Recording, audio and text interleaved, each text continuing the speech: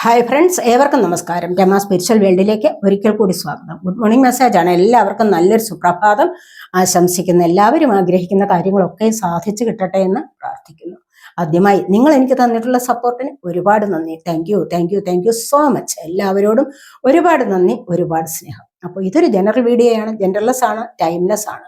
നിങ്ങളത് എപ്പോൾ കാണാൻ തുടങ്ങുന്നു അപ്പോൾ മുതൽ നിങ്ങൾക്കിത് വാലിഡ് ആവുന്നതാണ്. നിങ്ങളുടെ സിറ്റുവേഷൻ അനുസരിച്ച് മച്ചാവുന്ന കാര്യങ്ങൾ മാത്രം എടുക്കുക, അല്ലാത്തത് വിട്ടേക്കുക. നമുക്ക് റീഡിങ്ങിലേക്ക് പോകാം. എന്തൊക്കെയാണ് ഇന്നത്തെ ഡിവൈൻ മെസ്സേജ്? ഇന്ന് നിങ്ങളുടെ ആൻസസ്റ്റേഴ്സിന്റെ മെസ്സേജാണ് ആദ്യം നമ്മൾ നോക്കുന്നത്, പിന്നെ ടാരോ കാർഡ്സ് കൂടി എടുക്കുന്നതാണ്. അപ്പൊ എന്തൊക്കെയാണ് നിങ്ങളുടെ പൂർവികർ നിങ്ങളോട് പറയാൻ ആഗ്രഹിക്കുന്നത് നമുക്ക് നോക്കാം. ഇന്നത്തെ ഡിവൈൻ ഗൈഡൻസ് എന്താണ്?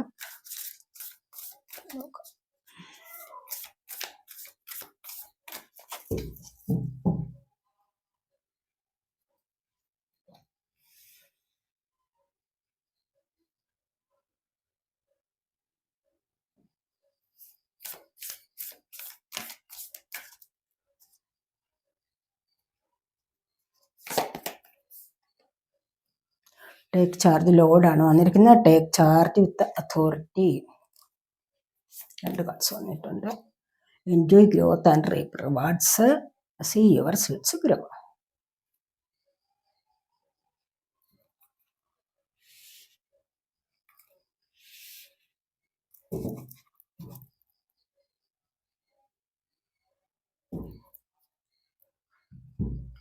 ടാരോ കാർഡ്സ് കൂടി എടുക്കാവേ.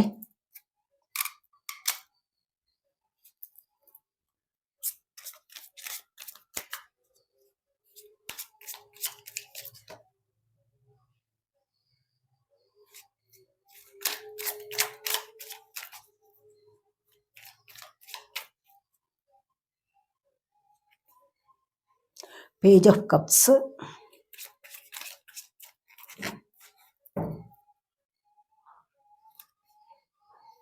Death,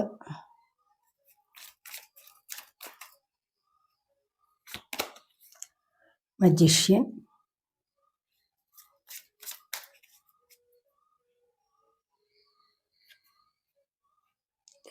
Queen of pentacles,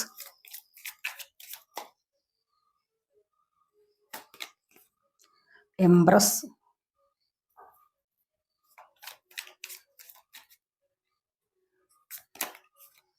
5 of cups. ഇത്രയാണ് നമുക്കിവിടെ വന്നിരിക്കുന്നത്. ഇവിടെ വന്നിരിക്കുന്നത് എംപററാണ്. ഈ ഒരു സമയത്ത് നിങ്ങളുടെ ജീവിതം നിങ്ങൾ കൃത്യനിഷ്ഠയിലേക്ക് കൊണ്ടുപോകാൻ ശ്രമിക്കണം എന്നുള്ളതാണ്. അലസമായ ഒരു ജീവിതചര്യ കൊണ്ട് നിങ്ങൾക്കൊന്നും നേടാൻ കഴിയില്ല. അങ്ങനെ ആവരുത്. നിങ്ങൾ അലസത ഒരിക്കലും മുന്നോട്ട് കൊണ്ടുപോകാൻ പാടില്ല. അലസത നിങ്ങളുടെ ഉള്ളിലുണ്ടെങ്കിൽ ആ നിമിഷം നിങ്ങൾ പ്രവർത്തിക്കാൻ തയ്യാറാവുക, ആക്ഷൻ എടുക്കാൻ തയ്യാറാവണം. മനസ്സിലായോ? എംപററെ പോലെ ആവണം. ഇത് ചിലപ്പോൾ നിങ്ങൾക്ക് ഒരു സ്ഥായിയായ ഒരു ജീവിത ശൈലി മുന്നോട്ട് കൊണ്ടുപോകാൻ നിങ്ങളെ ഇപ്പോൾ സഹായിക്കുന്നു എന്നുള്ളതാണ് ഇവിടെ കാണുന്നത്. അങ്ങനെ നിങ്ങൾ മുന്നോട്ട് വരിക തന്നെ വേണം. ദിവസവും ഒരു കൃത്യനിഷ്ഠയോടുകൂടിയുള്ള ഒരു ദിനചര്യ ചിട്ടപ്പെടുത്തി കഴിഞ്ഞാൽ നിങ്ങൾക്ക് വളരെയധികം പ്രയോജനം ലഭിക്കും. മനസ്സിലായി? കൃത്യമായിട്ട് ഇത്ര മണിക്ക് എഴുന്നേൽക്കുക, കൃത്യമായിട്ട് നിങ്ങളുടെ ജോലി ചെയ്യുക, കൃത്യമായ ഒരു സമയത്ത് ഭക്ഷണം കഴിക്കുക, ഇതൊക്കെ നിങ്ങൾ ചെയ്തു വന്ന് കൃത്യസമയത്ത് ഉറങ്ങുക, തോന്നുമ്പോൾ എഴുന്നേൽക്കുക, തോന്നുന്ന പോലെ ചെയ്യുക. ഇതൊക്കെ കൊണ്ട് ജീവിതം അലസമായ രീതിയിലേക്ക് മുന്നോട്ട് പോകും. അവിടെ നിങ്ങൾക്ക് ഒരുപാട് പരാജയമാണ് വരാൻ പോകുന്നത്. അതുകൊണ്ട് തന്നെ നിങ്ങൾ കൃത്യമായ നിഷ്ഠയോടുകൂടി പല ജീവിതചര്യകളിലേക്ക് നിങ്ങൾ ഇന്ന് തൊട്ട് തുടങ്ങി നോക്കൂ. അങ്ങനെ പോയി കഴിഞ്ഞാൽ എന്താണ്, നിങ്ങൾക്ക് സ്ഥിരമായ ഉത്സാഹത്തെ നിലനിർത്താൻ സാധിക്കും എന്നുള്ളതാണ് ഇവിടെ കാണുന്നത്. സ്ഥിരമായ ഒരു ഉത്സാഹം നിലനിർത്തി നിങ്ങൾ അതിനുവേണ്ടി ശ്രമിച്ചു കഴിഞ്ഞാൽ നിങ്ങൾക്ക് എന്താണോ ആഗ്രഹിക്കുന്നത് അത് നിങ്ങൾക്ക് നേടിയെടുക്കാൻ സാധിക്കും. ചിലപ്പോൾ സ്ഥായിയായ ഒരു ജോബ് ലഭിക്കാം, പെർമനന്റ് ആയിട്ട് ഗവൺമെന്റ് ജോബൊക്കെ നോക്കിയിരിക്കുന്നവർക്ക് അത് ലഭിക്കാം. അങ്ങനെ നിങ്ങൾക്ക് വരണമെങ്കിൽ നിങ്ങളുടെ ദിനചര്യകൾ അല്ലെങ്കിൽ കൃത്യനിഷ്ഠയോടുകൂടിയുള്ള ജീവിതചര്യകൾ പാലിക്കാൻ ശ്രമിക്കണം. ഇവിടെ വന്നിരിക്കുന്നത് നമുക്ക് ഈഗിളാണ്. Eagle see from a higher perspective എന്നാണ്. കണ്ടില്ല? നമ്മളെല്ലായ്പ്പോഴും നിങ്ങൾ കാണുന്ന എന്താണ്? ഒക്കുന്ന പോലൊക്കെ ജീവിക്കാം. എന്നൊക്കെയുള്ള ധാരണയുണ്ട് പലർക്കും. പക്ഷെ അങ്ങനെയല്ല, നിങ്ങൾ ഉയർന്ന കാഴ്ചപ്പാടിലേക്കാണ് എല്ലായ്പ്പോഴും കാണേണ്ടത്. ഉയർന്ന ലക്ഷ്യബോധം ഉണ്ടാകണം. ഈഗിളെപ്പോഴും എങ്ങനെയാണ്, എത്ര ഉയരത്തിൽ കൂടെയും പോയാൽ തന്നെയും എത്ര താഴെയുള്ള ജന്തുവിനെ അല്ലെങ്കിൽ നമ്മുടെ കോഴിക്കുഞ്ഞിനെ അങ്ങനെയൊക്കെയുള്ള എന്താണ്ട് അതിന്റെ തീറ്റയെ അത് എവിടെ കാണുന്നു, ഒറ്റ നിമിഷം കൊണ്ട് അത് കൊത്തിയെടുത്തുകൊണ്ട് പോകാൻ സന്നദ്ധനായിട്ട് നിൽക്കുകയാണ് അവര്. എന്തുകൊണ്ടാണ്? അവരുടെ കാഴ്ചപ്പാട് അങ്ങനെയാണ്. അവർക്കൊരു ലക്ഷ്യബോധമുണ്ട്. അങ്ങനെ ഈഗിളിനെ പോലെ ഒരു ലക്ഷ്യബോധമുള്ള ആൾക്കാരാവണം നിങ്ങൾ എന്നുള്ളതാണ് ഇവിടെ പറയുന്നത്. മനസ്സിലാവും. ഏറ്റവും ഉയർന്ന ഒരു കാഴ്ചപ്പാടുള്ള ഒരു പക്ഷിയാണ് ഈഗിൾ എന്ന് പറയുന്നത്. അതാണ് ഇവിടെ പറയുന്നത്. നിങ്ങൾ അതുപോലെ ഉയർന്ന ലക്ഷ്യബോധത്തിലേക്ക് വേണം ദൃഷ്ടി. അങ്ങനെയാണെങ്കിൽ എന്താണ്, തീർച്ചയായിട്ടും നിങ്ങൾക്ക് നല്ല ഒരു സക്സസ്സിലേക്ക് പോകാൻ സാധിക്കും. ജീവിതം തന്നെ അങ്ങനെ കൊണ്ടുപോകാൻ സാധിക്കും. ഇവിടെ നമുക്ക് വന്നിരിക്കുന്ന സ്റ്റേ റൂട്ടഡ് ആൻഡ് ഗ്രൗണ്ടഡ് എന്നാണ്. അപ്പോൾ നമ്മൾ എന്താണ്, ഭൂമിയുമായിട്ട് ബന്ധപ്പെട്ട് മുന്നോട്ട് പോകുന്നത് ഏറ്റവും നല്ലതാണ്. അങ്ങനെ താമസിക്കാൻ പഠിക്കുക, അങ്ങനെ ജീവിക്കാൻ പഠിക്കൂ എന്നുള്ളതാണ് പറയുന്നത്. നമ്മൾ തറയിലിരിക്കുക, അപ്പോൾ ചെരുപ്പില്ലാതെ മുറ്റത്തുകൂടി നടക്കുക, ചെരുപ്പില്ലാതെ കുറേ സമയമെങ്കിലും നടക്കാൻ ശീലിക്കുക.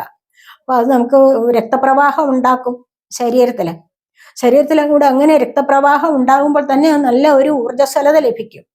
ആ ഊർജ്ജസ്വലത നമുക്ക് അന്നത്തെ ദിവസം മുഴുവൻ നിലനിർത്താൻ കഴിയും. ഒരുപാട് കാര്യങ്ങളിലൂടെ നിങ്ങൾക്ക് മുന്നോട്ട് പോകാൻ സാധിക്കും. അലസത ഒന്ന് വിട്ടുമാറി വരും. അതിനു വേണ്ടിയിട്ടാണ് അങ്ങനെ പറയുന്നത്. സ്റ്റേ റൂട്ടഡ് ആൻഡ് ഗ്രൗണ്ടഡ് എന്നാണ് പറയുന്നത്. കണ്ടില്ലേ?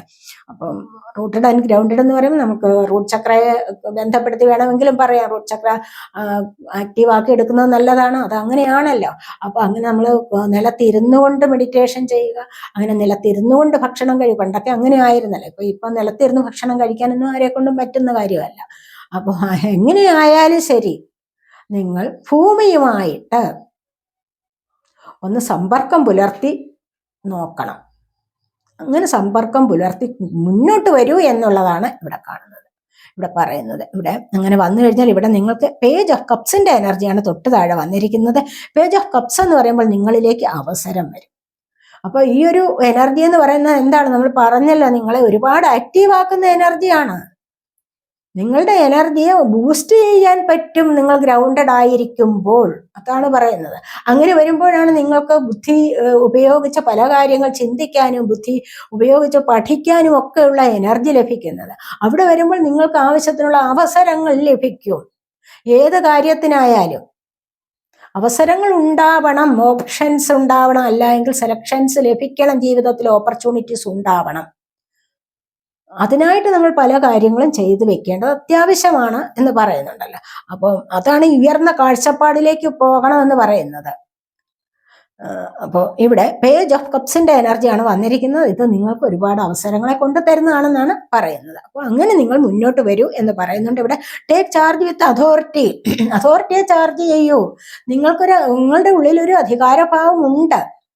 അങ്ങനെ ഒരു സക്സസ് ആയിട്ട് നിങ്ങൾ മുന്നോട്ട് വരൂ. നിങ്ങളുടെ ഉള്ളിലുള്ള ആ ഒരു എനർജി ഉണ്ടല്ലോ, ഏറ്റവും മുന്നിൽ നിൽക്കത്തക്ക വിധത്തിലുള്ളത് ലീഡർഷിപ്പായിട്ടുള്ള ഒരു ക്വാളിറ്റി നിങ്ങൾക്കുണ്ട്. ലീഡർഷിപ്പ് ക്വാളിറ്റി ഉള്ള വ്യക്തിയാണ് നിങ്ങളെങ്കിൽ നിങ്ങൾ അങ്ങനെ മുന്നോട്ട് വരയണം.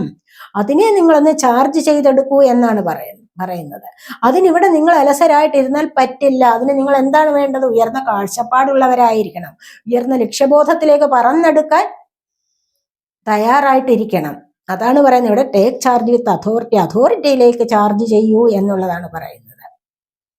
നിങ്ങൾ അങ്ങനെ മറ്റുള്ളവരുടെ ഒരു സ്ഥലത്ത് മാത്രം ഒതുങ്ങിക്കൂടേണ്ട ആൾക്കാരല്ല എന്നാണ് ഇവിടെ പറയുന്നത്. ഒരു സ്ഥലത്ത് മാത്രം ഒതുങ്ങിക്കൂടി കഴിഞ്ഞാൽ പിന്നെ എന്താണ്, നിങ്ങൾക്ക് ഒരിക്കലും ഒരു പ്രോഗ്രസ് ജീവിതത്തിൽ വരില്ല. ഒരുപാട് പാഠങ്ങൾ നിങ്ങൾ പഠിക്കും തോറും നിങ്ങൾ ഓരോ അവസരങ്ങളിൽ നിന്നും അല്ലെങ്കിൽ ഓരോ സാഹചര്യങ്ങളിൽ നിന്നും നിങ്ങൾക്ക് ഓരോ പാഠങ്ങൾ പഠിക്കും. അങ്ങനെയൊക്കെ വരുമ്പോൾ എന്താണ്, നിങ്ങൾ ഓരോ നിമിഷവും ഗ്രോ ചെയ്തുകൊണ്ടിരിക്കുകയാണ്. നിങ്ങൾക്ക് ഗ്രോത്ത് സംഭവിച്ചു കൊണ്ടിരിക്കുകയാണ്. മനസ്സിലായോ? അപ്പോൾ നിങ്ങൾ എടുക്കുന്ന തീരുമാനം വളരെയധികം സ്ട്രോങ് ആവും. നിങ്ങൾ അങ്ങനെ തീരുമാനം എടുക്കുമ്പോൾ നിങ്ങൾക്ക് ഈ പറയുന്ന എനർജിയിലേക്ക് പോകാൻ സാധിക്കും എന്നാണ് കാണുന്നത്. അപ്പോൾ അങ്ങനെ വന്നാലോ, മറ്റുള്ളവർക്ക് നിങ്ങൾ അതോറിറ്റിയിലേക്ക് ചാർജ് ചെയ്ത് കഴിഞ്ഞാലോ എന്താണ്, മറ്റുള്ളവരുടെ അസൂയുള്ള വിധത്തിൽ, മറ്റുള്ളവർക്ക് അസൂയ വളർത്തുന്ന വിധത്തിൽ നിങ്ങൾക്ക് ഗ്രോ ചെയ്യാൻ സാധിക്കും. ജീവിതത്തിൽ വളർച്ച ഉണ്ടാകും നിങ്ങൾക്ക്, മനസ്സിലായി. അങ്ങനെ വരുമ്പോൾ പുതിയ സ്നേഹബന്ധങ്ങൾ ഉണ്ടാകും, ഹെൽത്തി ആയിട്ടുള്ള റിലേഷൻഷിപ്പും ഉണ്ടാകും.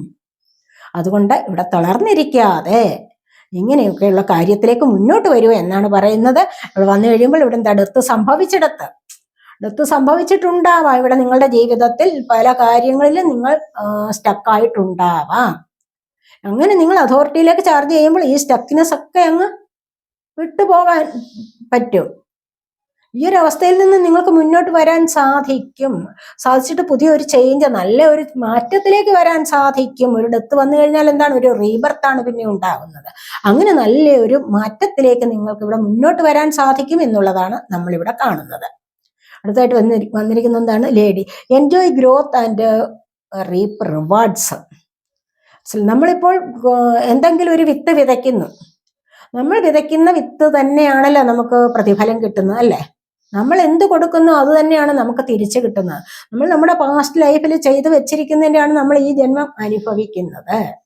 മനസ്സിലായി? പലപ്പോഴും നിങ്ങൾക്ക് റിലേഷൻഷിപ്പിൽ സംഭവിക്കുന്നത്, അതുപോലെ തന്നെ സാമ്പത്തികപരമായ ചീറ്റിങ്ങുകളൊക്കെ വരുന്നത് എന്തുകൊണ്ടാണ്? നിങ്ങൾ ജന്മത്തിൽ നിങ്ങളത് കൊടുത്തു വെച്ചിട്ടുണ്ട്. ആർക്കെങ്കിലുമൊക്കെ നിങ്ങൾ അങ്ങനെയൊക്കെ ഉപദ്രവം ചെയ്തിട്ടുണ്ടാവണം. നിങ്ങൾ അറിഞ്ഞോ അറിയാതെ ആവണമല്ലോ ചെയ്യുന്നത്, അല്ലെ?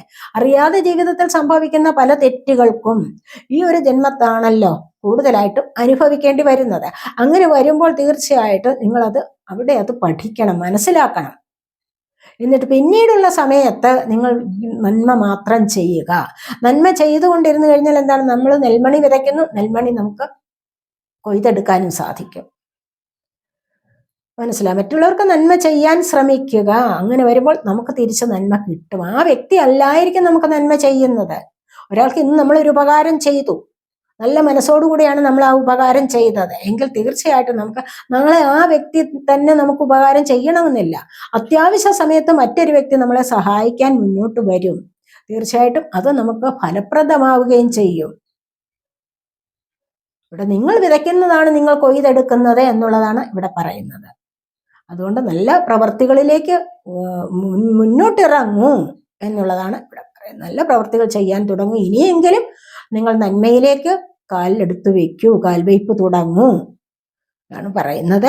അങ്ങനെ വന്നു കഴിഞ്ഞാൽ മജീഷ്യന്റെ എനർജിയാണ് നിങ്ങൾക്ക് തീർച്ചയായിട്ടും നിങ്ങൾ മാനിഫെസ്റ്റ് ചെയ്യുന്നതൊക്കെയും നിങ്ങൾക്ക് സാധ്യമാകും. മനസ്സിൽ നന്മയുള്ളപ്പോഴാണ് തീർച്ചയായിട്ടും മാനിഫെസ്റ്റേഷൻ സഫലമാകുന്നത്. അല്ലാതെ ആരോടെങ്കിലും വിദ്വേഷമോ പകയോ മറ്റോ വെച്ച് പുലർത്തിക്കൊണ്ട് മാനിഫെസ്റ്റ് ചെയ്തു കഴിഞ്ഞാൽ ഒന്നും സാധിക്കുകയില്ല. അവിടെ നമുക്ക് യൂണിവേഴ്സ് നമ്മളുമായിട്ട് കണക്റ്റ് ആവില്ല. മനസ്സിലായോ? തീർച്ചയായിട്ടും ഈ ഒരു സത്യം നമ്മൾ മനസ്സിലാക്കേണ്ടതാണ്. പലരും പല തവണകൾ 1001, 2001 ഇതൊക്കെ എഴുതി വെച്ചിട്ട് ഒന്നും ഒരു പ്രയോജനവുമില്ല. മനസ്സ് ശുദ്ധമാകണം.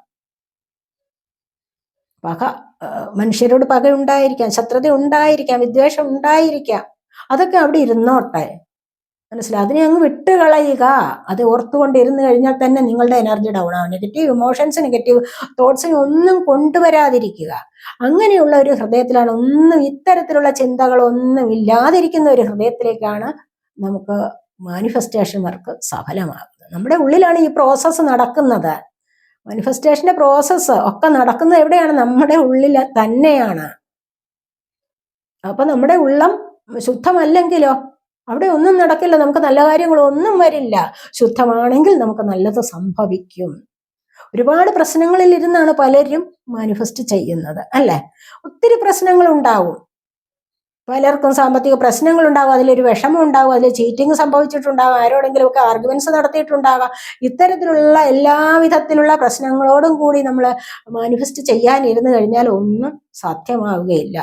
കാരണം എപ്പോഴും ഇതിനെക്കുറിച്ച് ഇങ്ങനെ ചിന്തിച്ച് നെഗറ്റീവ് എനർജി ഇങ്ങനെ നമ്മൾ വർദ്ധിപ്പിച്ചുകൊണ്ടേ ഇരിക്കുകയാണ്. അപ്പോൾ പിന്നെ ഇതൊന്നും സാധ്യമാവുകയില്ല. അതുകൊണ്ട് തീർച്ചയായിട്ടും നിങ്ങളുടെ മാനിഫെസ്റ്റേഷൻ സഫലമാകണമെങ്കിൽ നന്മ ചെയ്യൂ എന്നുള്ളതാണ് ഇവിടെ പറയുന്നത്. നന്മയിലേക്ക് വരൂ, മനസ്സിൽ പരിശുദ്ധി നിറയ്ക്കൂ, ഹൃദയം ശുദ്ധിയുള്ളവരാകൂ എന്നാണ് ഇവിടെ പറയുന്നത്. അങ്ങനെ വരുമ്പോൾ നിങ്ങൾക്ക് മജിഷ്യനെ പോലെ കാര്യങ്ങളൊക്കെ സാധ്യമാക്കി എടുക്കാൻ പറ്റും. അതിനെ പ്രാക്ടീസ് ചെയ്ത് മുന്നോട്ട് വരിക. ഇവിടെ അടുത്തായിട്ട് നമുക്ക് വന്നിരിക്കുന്നത് ഇവിടെ സ്പ്രിംഗ് ആണ്. See your seeds grow. നിങ്ങൾ വിതച്ച അത് ഈ ഒരു സമയത്ത് നിങ്ങളുടെ സീഡ്സ് ഗ്രോ ചെയ്യുന്ന, അതായത് നിങ്ങളുടെ പ്രതിഫലം നിങ്ങൾക്ക് ലഭിക്കാൻ തുടങ്ങും എന്നുള്ളതാണ്. നിങ്ങൾ എന്തിനു വേണ്ടി പരിശ്രമിച്ചിട്ടുണ്ടോ അതിന്റെ പ്രതിഫലം നിങ്ങൾക്ക് ലഭിക്കുമെന്ന്, അതിന്റെ റിസൾട്ട് നിങ്ങൾക്ക് ലഭിക്കാറായിരിക്കുന്നു. അത് നിങ്ങൾ കാണുന്നു. എങ്ങനെ വരുമ്പോഴാണ് റിസൾട്ട് കിട്ടുന്നത്? നല്ല രീതിയിൽ ഒരു റിസൾട്ട് വരണമെങ്കിൽ എന്താണ്? പരിശ്രമിക്കേണ്ടത് അത്യാവശ്യമാണ്. ഇവിടെ കണ്ടില്ലേ, ക്യൂൻ ഓഫ് പെന്റക്കിൾസിന്റെ എനർജി. സാമ്പത്തികത്തിന് വേണ്ടി നിങ്ങൾ ഇവിടെ പരിശ്രമിക്കുകയാണ്, നോക്കിയിരിക്കുകയാണ് എങ്കിൽ അതിവിടെ ലഭിക്കുന്ന എനർജിയാണ് വന്നിരിക്കുന്നത്. എന്തെങ്കിലും ജോലിക്ക് വേണ്ടി പരിശ്രമിക്കുകയാണ്, സാമ്പത്തികത്തെ മാത്രം ഉറ്റുനോക്കിക്കൊണ്ടിരിക്കുകയാണെങ്കിൽ, അതാണ് ഈ മാനിഫെസ്റ്റേഷൻ വർക്ക് സഫലമാവുക എന്ന് പറയുന്നത്. അതാണ്, ഒന്നിലേക്ക് മാത്രം ഉറ്റുനോക്കുക, ഒന്നിനെക്കുറിച്ച് മാത്രം നിരന്തരം ചിന്തിക്കുക, മറ്റു കാര്യങ്ങളൊന്നുമില്ല. ഈ ഒരു ചിന്ത മാത്രമാണ്, ഉറങ്ങാൻ പോകുമ്പോഴും ഉണരുമ്പോഴും അല്ല. അങ്ങനെ എത്രത്തോളം ചിന്തിക്കുന്നുണ്ട് നിരന്തരമായ ഈ ഒരു ചിന്ത ഒരുപാട് എനർജിയെ വർദ്ധിപ്പിക്കുന്നതാണ്. അങ്ങനെ വരുമ്പോഴാണ് ഇവിടെ നിങ്ങളുടെ വിത്ത് മുളച്ചു കിട്ടുന്നത്, ഇവിടെ നിങ്ങൾക്കൊരു റിസൾട്ട് ലഭിക്കുന്നത് എന്നുള്ളതാണ് പറയുന്നത്. ഇങ്ങനെ നിങ്ങൾ എഫേർട്ട് എടുക്കുന്ന കാര്യത്തിന്, നിങ്ങൾ അധ്വാനിക്കുന്ന കാര്യത്തിന് നിങ്ങൾക്കിവിടെ പ്രതിഫലം ലഭിക്കാൻ പോകുന്നു എന്നുള്ളതാണ് ഇവിടെ പറയുന്നത്.